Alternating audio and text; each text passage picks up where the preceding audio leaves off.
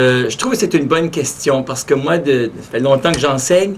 Puis, je me souviens quand on a commencé à enseigner, on disait souvent que l'orthographe, c'est important l'orthographe. Quelqu'un qui sait bien écrire, c'est important. Et on a remarqué, en tout cas, j'ai remarqué dans mon enseignement qu'il y a des enfants qui sont très bons en orthographe, tout naturellement, puis il y a des enfants qui ont de la difficulté en orthographe. Et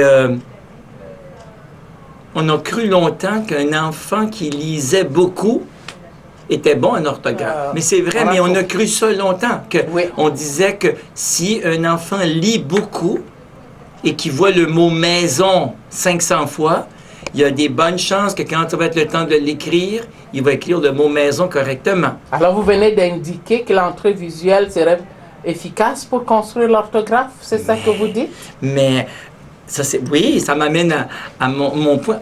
On ne respecte pas toujours les différences individuelles, mais au fond, l'orthographe, il n'y a pas 3-4 manières de l'enseigner. Depuis des années qu'on se bat. Il y a 2 aspects surtout qu'on touche en orthographe. C'est justement l'aspect visuel et l'aspect auditif.